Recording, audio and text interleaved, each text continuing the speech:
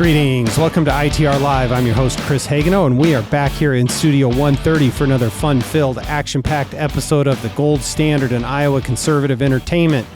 Sarah Curry and myself here today. We are ready to talk about something, although we haven't landed exactly on what the agenda is, but we do definitely have a lot of important information to hand down today. So welcome, Sarah. Thanks. And I'm guessing it's going to be taxes. Yeah, I think. Okay. Well, I think I even titled that last time, because it was something that one of your kids had said. It was, Are you talking about taxes again or something? I even named the whole, I don't know if you caught that. Did you? No, I didn't. Actually, no, the title of the episode was we're talking about taxes again. And that was based off of something that one of your we went to Walmart to do back to school shopping and we're learning numbers. And he looked at the receipt and he goes, "What's that?" I was like, "Those are taxes."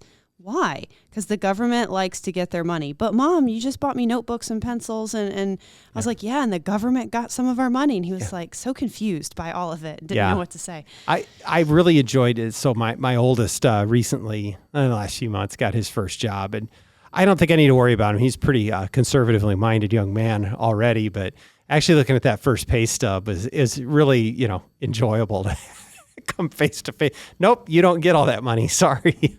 Yeah. And having him think through that. Well, it's good to have you here in studio today, and we do want to talk about taxes again today. But I wanted to, since you brought up Walmart already and back to school shopping, let's right off the bat, because you had an article recently about the sales tax free weekend, which is coming up in a couple weeks, I think, right? It's actually next week, Friday and Saturday. Oh, really? Yeah.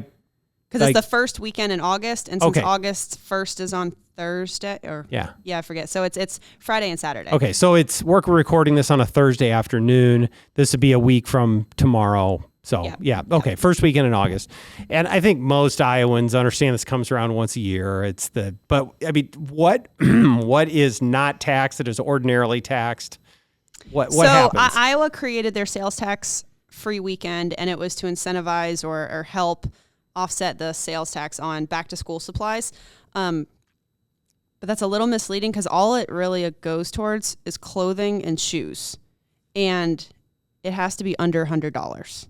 So if you're buying a pair of $105, running shoes, those don't count because they're over $100. Backpacks don't count, pencils, glue sticks, folders, scissors, all the things I just bought at Walmart, so don't count. It's just clothing and shoes. And it's per item or per ticket? Per item. Okay. Per item. That's odd that a backpack's not included. That's kind of a must-have kind of an item. And certain shoes aren't included. So if you're going to buy like ice skates or rollerblades, those aren't included either. So it's the Department of Revenue has a whole list of what's included and what's not. And the other thing, let's say you want to buy a $120 pair of shoes, and then the retailer says, "Oh, we're going to give you a $20 coupon." That doesn't count either. You still have to pay the sales tax on it, even if they give you the coupon to drop it below $100. So there's some nuances, but that's one of the reasons why I don't think it's good tax policy, because of some of those nuances. And it's confusing for retailers and consumers. Yeah. Well, I guess I hadn't thought about, say, a pair of shoes or something that it would drive you to buy the $90 pair of shoes instead of the $110 pair, which is an expensive pair of shoes either way for kids because they'll just lose them or tear them up or something. But that skews the economy, having differing tax treatments. So it does. So if you're choosing to shop on that weekend, you might choose the less expensive item over a more expensive item because of the sales tax implications there. The other thing is that it's sort of artificially creating a spike in demand when that demand is going to happen anyway. Yeah. Like I am going to buy shoes for my kids before they go back to school because we're really tough on shoes. Mm-hmm. I could have bought them last weekend when I went shopping at Walmart, but I'm not. I'm going to wait until next weekend to buy it. So I'm still buying the item. I'm just altering the timing of that. Yeah. And so for small businesses, it's really difficult because we all know that we're in a labor shortage, and these small businesses that sell clothing and shoes, first of all, they have to comply. Well, I was going to say the compliance burden is not insignificant here. Right. So the compliance burden for Walmart and Target and Kohl's and all those places, it's not nothing, but they have legal teams dedicated to this because there's different sales tax holidays around the country, and every states that choose to use this policy, they're all different. Right. But yeah, your smaller businesses, they don't have the legal teams to do this. So they have to alter their cash registers. They have to alter all of their processes. And then on top of it, they probably have to hire some temp employees to cover the spike in demand on that weekend. And so it's really detrimental to your small businesses. We also sometimes see our larger retailers, they actually increase their prices during a sales tax-free weekend because they know people are going to shop and they think they're getting a deal. So they'll just kind of add a little bit to the price. So really the whole thing is it distorts the economy, but from a tax perspective, it erodes the base. And what that means is when you apply sales tax, you want to apply it to everything that consumers buy. And when you start picking and choosing what it goes to and what it doesn't go to, that takes away from that tax base. And so it effectively raises the tax higher on everything else. Now, the impact of the sales tax holiday isn't that much when we look at dollars. Yeah. How much is it? Last time it was calculated, it was right around $4 million. Okay. But we have to understand that it's not just affecting the state coffers. We have local sales tax that also go to this. So SAVE, dollars that go to schools, that's impacted. Local option sales taxes that go to cities, that's also impacted because those are sales tax dollars. And so when we do a whole weekend free, does that push those local communities to increase property taxes to offset the loss? I don't know the answer to that question, but it's something to ponder. So anyway, the simple thing is just get rid of it. It's it's not good policy. Oh, and bonus, I just saw in the Omaha news, they were advertising shop in Iowa for their tax-free weekend because Nebraska doesn't do this. Right. So we're not even giving Iowans a break. We're giving Nebraskans or South Dakotans that come over for Sioux City or those in Illinois tax breaks. I think, if it's 4 or, add on some of the local impacts, is it a huge number in light of the rest of the state budget? And no, it's not. And we're not setting this out as a landmark piece of tax reform. But I do think it's important because all of these little things add up. Every carve out, and there are a lot of them, every, sales tax exemption, income tax deduction, they all add up. And when we talk about future tax reform efforts, and you hear the term base broadening, which is repealing some of these things, it's important to remember, I guess the term that comes to mind is death by 1,000 cuts. But all these little exemptions over time, and because legislators love to offer them because they look good. You get a press release off of the tax-free weekend, or you gave a little bit to somebody here in that industry. But you're always picking winners and losers, which is, I think, your point in some of this too. But so not only should we be aware of that when it comes to base broadening, that we're going to have to repeal some of these things if we do this in the future, but just be wary of that. When you offer these goodies through the tax code, they come at a cost. Right. And I mean, not only just the fiscal cost, but again, that regulatory cost and that burden on businesses and just the complexity in our tax code. None of those things are welcome. And really, like tax economists on both sides of the aisle have agreed that this does not grow your economy. It does not stimulate economic growth. It's feel-good legislation. Yeah. So back in 2000, some lawmakers got to pat themselves on the back because they think they did something, and it just muddied our tax code. So anyway, I will keep bringing it up every single year and reminding lawmakers that they can make a small little change. And I mean, to be honest, I don't think it impacts Iowans that much. I'm going to go buy their shoes on tax-free weekend because I'm a tax nerd and I know what's happening. Well, you're making a bottom line calculation what's best for your own family. I can also drive my car 30 minutes over the river and get all of the services done and not pay sales tax on that because I can go to Nebraska where they don't tax that versus Iowa. And my husband tells me I'm crazy because nobody understands tax law and changes their behavior based on it. But I don't think the answer to that is nobody. I think there are more that do. And I'm also a big fan of people having pet issues that they just keep pounding on. And if this is one of yours, then that we wholeheartedly support that. Well, and part of the reason too is because 2-3 years ago, there was a group of lawmakers that proposed legislation that made it kind of far in the process to add an emergency preparedness tax holiday. Oh, I remember. And so that's the other danger is the fact that this exists on our books. It is enticing to well-intentioned lawmakers that might not understand tax policy to the level we do of expanding it and adding more to it, which again just is another erosion of the base and bad policy. So if we get rid of it, it takes away that temptation. Again, just fundamental principles of tax policy. It is flatter and fairer and easier to understand across the board. And so that's good.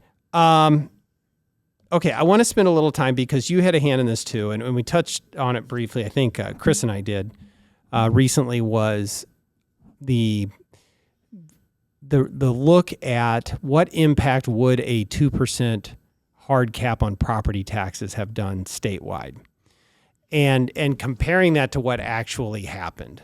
So we've got a lot of data now that we've collected over how much did city, county, and school budgets go up year over year, right? And the numbers are frankly stunning, I think, is that city budgets went up 6.6% across the state. And if you think I'm getting these numbers wrong, just holler at me. But the county numbers were 7.6% statewide, and schools were 5.4%. Those are almost twice as much as the state budget. And so we've talked about this, I think, earlier today, Sarah, or I can't remember when, but lawmakers passed a second series of property tax reforms with an eye towards slowing down the growth in property taxes.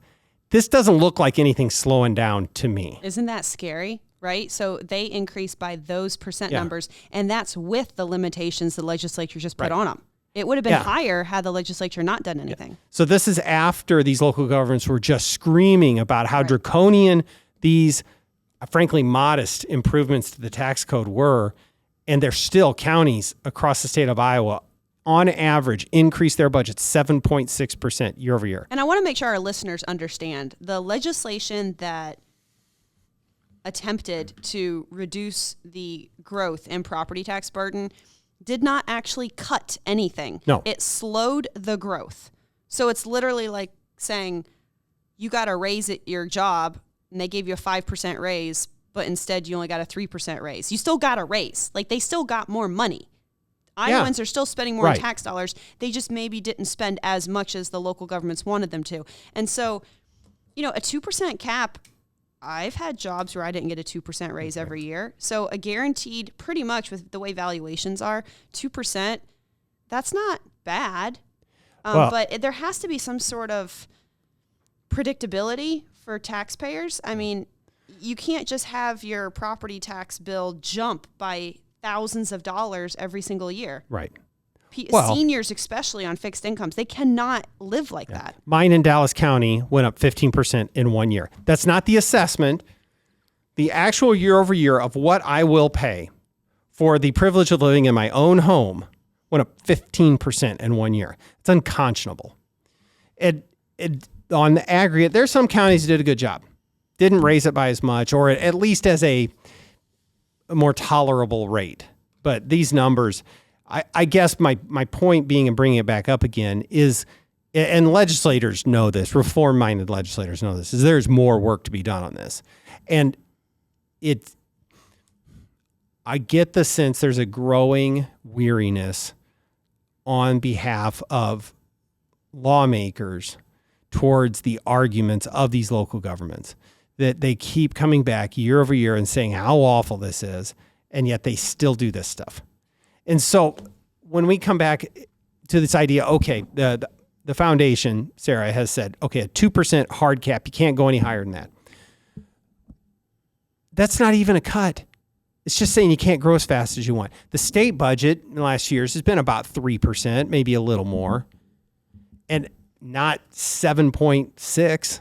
Well, and I'll say too, so when we look broadly from an economic standpoint of property tax limitations, there are three areas. It's the rate, it's the assessment, and then it's the dollars, essentially how many dollars they collect. So Iowa already has an assessment limitation. It's the rollback. Correct. We already have rate limitations for the most part, because most of the rates do have a cap or a maximum to them. And so the one thing that Iowa doesn't have is the revenue or the tax collections cap. And so this would just add to that limitation, and it's not unreasonable. It's not radical. It's grounded in sound economic policy. There are lots of other states that have caps like this. And to be frank with you, like Utah and Kansas, they don't allow any % growth without it going to a vote. So this is very generous compared to some states. So I don't want anyone to think, oh, ITR is going to be radical, and we're saying that. No, we're not radical at all. This is sound economic policy. And I will come back to, which we have talked about in previous episodes, if slowing down the growth in tax increases is radical, then I guess guilty as charged. And I would also submit that we have clear and incontrovertible evidence that that's where Iowans are at. In the latest ITR Foundation poll, 70% of Iowans agreed with this idea. We asked them specifically this question: do you support or oppose a 2% hard cap and the increase in property tax collections? 70% agreed. Roughly half of Democrats agreed with that proposition. It's because it's gotten so bad. Yeah. And I want people, if you're not aware of it, look to our neighbors to the west. Nebraska's having a special session right now to address property taxes. And their governor is willing to die on the hill of property taxes and be a one-term governor. And he has put forth, from a tax policy standpoint, a horrible proposal. Yeah. I've had multiple people just today texting me about Nebraska's efforts. It's a horrible proposal. I mean, I have friends over there working on it. I'm watching it. I'm not going to go into the details of it. Well, he's jacking up other tax types so that the state can pick up the local burden. And the thing that they're forgetting is they're not limiting what local governments can spend. And we say that until we're blue in the face on this program. You have to limit what local governments can spend. And that's the biggest flaw with Nebraska's proposal from Governor Pillen, is that he just wants to do a tax swap and raise taxes here to give to their... And it doesn't work like that. But my point is that property taxes are so bad in Nebraska that this radical plan is appealing to some because they just don't know what else to do. Right. And they're just so fed up with it. Had some friends over for dinner last weekend. They were living in Elkhorn, Nebraska, so part of Omaha. They built a house. She said, yeah, when we built our house, our property taxes were only like $6,500. The next year they jumped to $9,000. Wow. The next year they jumped to $11,500. And she said, we moved back to Trainer. We can't afford that. I can't spend almost $12,000 a year. And it keeps going up year after year. And when it's that bad, you do find radical policy solutions because people are so angry. They don't care about the unintended consequences. And in Iowa, we're not that bad. Yeah. But we have to institute some sort of cap or do something before we get that bad. That's right. And we have been very clear that just shifting taxes around is not tax relief. You're just changing how you pay the bill. That if you want to shift things from the sales tax or the income tax over to the property tax, the net is still the same. The overall tax obligation in the state of Iowa hasn't really changed. Right. The real tax relief comes from asking government to do with a little less than they want.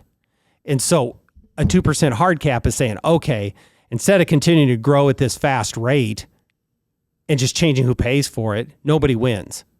So alternatively, I mean, look at it this way. If all we said is, okay, we're just going to have the state pick up the tab for local government spending or for schools, you're still going to see these giant increases. In fact, they may accelerate. And that's exactly what's happened in Nebraska. The state kept creating credits and exemptions and all these carve-outs. 27% of Nebraska's state budget are property tax relief mechanisms. They don't work. No, you have. And this is why they don't work. If you decide to move to Nebraska and you buy a house, you still have to pay those property taxes. You might get reimbursed later, and there's all this, back and forth. But at the end of the day, people are still paying high property taxes. The school, the city, the county, they are still taxing people to death. And people are so mad. They're leaving. We just looked at the migration data. Yeah. People from Nebraska are fleeing to Council Bluffs because they can't afford to live there anymore. Well, I mean, that's a good thing for the state of Iowa. I mean, by and large, people locating here because we are, but it's evidence that good tax policy, even though, I wouldn't brag about Iowa's property tax system. When you have a better tax structure than other places around you, people are going to want to move to your state. You will get growth off of that. And I know I'm focusing on Nebraska, but I mean, we're seeing it with Minnesota. People are coming down and living here. That's and right. Then especially with Illinois, people are fleeing Chicago and that area and coming to Iowa. And so Iowa is doing the right thing. Right. And we just need to buckle down and we need to silence the noise and we need to do something about property taxes. Well, and I guess I will. Easier said than done. Right. And I will close with this idea. And because I can't say it enough. No matter, and maybe this is just a message to our policymakers. No matter what noise you hear from your local supervisors or school board or city elected officials or city administrators or county administrators, the chorus of people that are telling you to stop, that is a very, very small voice compared to the 70 or more % of Iowans that are furious at where their property taxes have gone. So if you want to do the popular thing on property taxes is to limit what they can spend, not to continue to let these officials grow their budgets by double what the state does. No, you're exactly right. And I'm preaching to the crowd here, but, in my personal life, like I have a child, he has some special needs, and so we need some therapy. And so I added it up. A year of therapy that he needs is the same cost as my property taxes. Mm-hmm. And so I was looking at my husband, and I was just like, hypothetically, like we live in the county, we don't get a lot of services. So it's like, wouldn't it be nice if I could put that money towards my child and getting him the services that he needs instead of maybe us picking up a second job or cutting back somewhere because he's going to get it. Like, right. I'm not going to, but that's what's frustrating, right? Is when I can quantify my property taxes in something as important as medical services for my child. And I know every Iowan could look at their property tax bill and say, I could pay my mortgage off sooner. Yep. I could send my kid to a better college, or I could, there's a number of things. And so I think our lawmakers need to look at that. The opportunity cost of the dollars that Iowans are paying into their property tax could go somewhere else into our economy. And I don't think our local governments are making the best decisions with the dollars they have. That comes back to one of the fundamental notions of conservative fiscal and tax policy, is that the individual is going to be able to do a far better job of making economic decisions with those dollars than government ever will. 100%. Yes. Every time. It's fundamental to everything that we believe. Obviously, we believe and we understand that there are things that in a civil society have to be funded collectively, and they have to be funded by the collection of some sort of tax revenue. And we're not anarchists here. We believe that police and fire and roads and those basics in your court system and all that has to be funded, right? But all that, then you get down to the wants versus needs of government. And individuals and families will always do a better job of spending those dollars to their highest and best use than government ever will. Okay, good. I couldn't say it any better than that. Yep. So, all right. So pivoting then to the other thing is the tax collection numbers are up, but now we've got more bond elections coming up right around the corner. We've got some stuff in September, some stuff coming up on November on the general election. And I guess it's time to start flagging that for people to start thinking about this and being aware of it and not get caught up in the noise of the general election for president. Exactly. I know there's a lot going on with Kamala Harris and Donald Trump, and that's, to political junkies, like that's so exciting to watch. But when we talk about everyday Iowans, the impact that you're going to have most on your community, your local bond elections, that's going to impact your property tax bill, your county board of supervisors. There's a lot of those that are up for election this fall. You need to go look at ITR Local and see if they raised your property taxes. And if you're a tax-minded individual, that might help you decide if you're going to vote for them or you're going to vote for someone different. September, starting next week, I can start asking all the county auditors if we have any elections. So the PEPL elections can happen in September. PEPL meaning? It's essentially an infrastructure. Physical plant and equipment levy? Yeah, good. You got that. Yeah, all right, good. It's a separate thing it's a separate that they property can tax levy that for. Schools can levy to pay for infrastructure. But if they want to bond off of it, they got to go to voters and get permission, right? Or some of them. No. That's a revenue bond. Those you're right. Those you're aren't right. approved. So the tax is approved by voters. This is just the tax. Okay. But the bond now, coming soon, I'm going to hopefully get the Iowa legislature to think about having revenue bonds be voter approved. Yeah, that would be a great idea. But yeah, so your PEPL levy increases, and then revenue purpose statements to allow schools to essentially bond against their saved dollars. Just real quick, hopefully I can explain this. You collect, a school district collects the save money, and if they want to make changes to how they bond against that, they have to take that to the voters, right? If they make change, so they need some sort of purpose statement to say what we're going to bond for if they're going to bond off of those dollars. So every school district in the state of Iowa receives sales tax dollars. Correct. Through SAVE. They are required by state statute to put those dollars towards property tax relief. Yeah. If they choose not to put those dollars towards property tax relief, they have to have a purpose statement and get voters to approve it. 9 times out of 10, they are going to bond against it. Yep. Not a lot of voter engagement on RPSs. They don't really know what they mean. They actually have a huge significance for the community. But again, that's going to happen in September. And then in November, we're going to see our general obligation bonds. And that date is not available yet. Right. But once it is, ITR Foundation will have that information out. And we are once again going to be tracking this. You're going to get the we're the data. only entity in the state that does that. And we are going to do what we can. Look, there's 1,000 cities and 99 counties. But we will try and raise awareness where we can, and hopefully getting that information out to Iowans when this is happening in your community. But we just don't know quite yet because, unfortunately, there's a really short window before the election before they have to let. Right, and so I have to wait until that deadline before I can ask the county auditors what elections they have on their ballot. And that date hasn't come up yet. But once it is, we'll have that information. We'll share that with everybody because, civic engagement is important and you need to voice your opinion. And the only way you can voice your opinion is if you know what's going on. So that's what we're going to try to do here is just let people know what's going on. So just we're going to be tracking the PEPL levy, revenue purpose statements in September, revenue bonds in November on the general obligation bonds.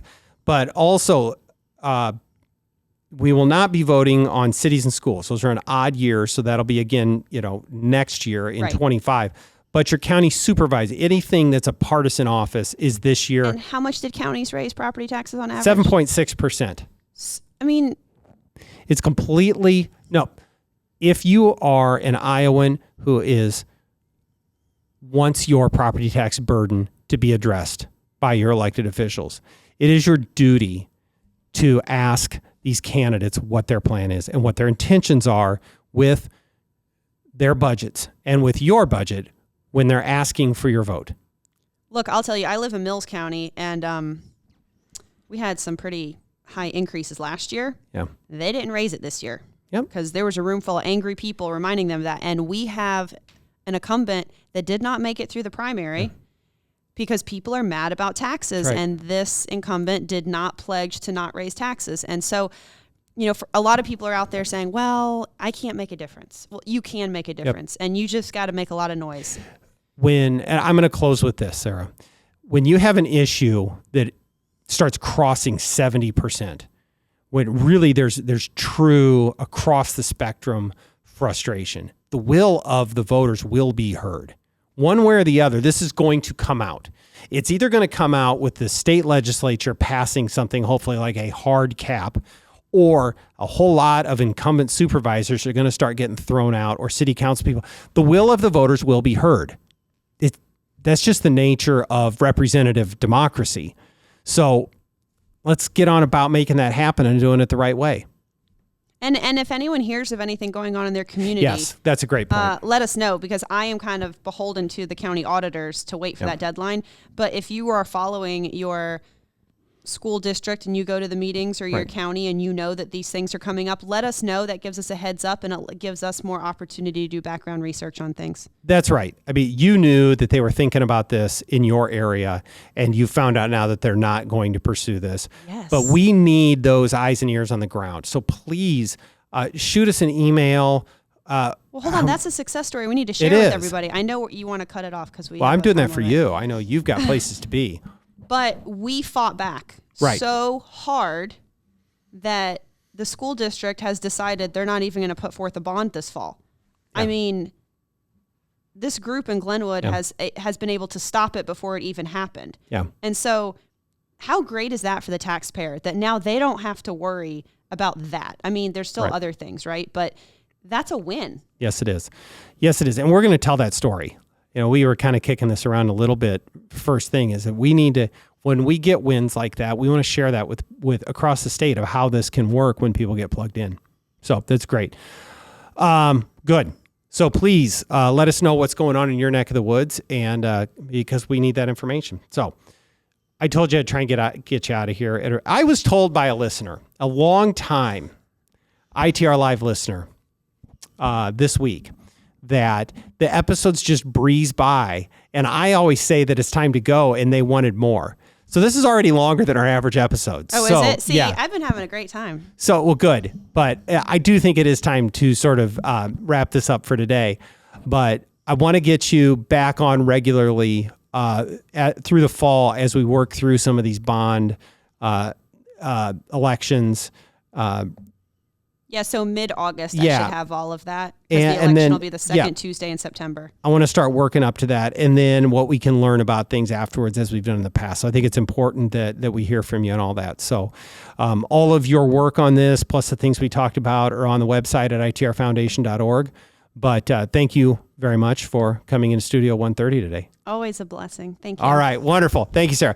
Thank you, listeners. Don't forget to like and subscribe. Don't forget to tell your friends. With all that, we will see you next time on ITR Live.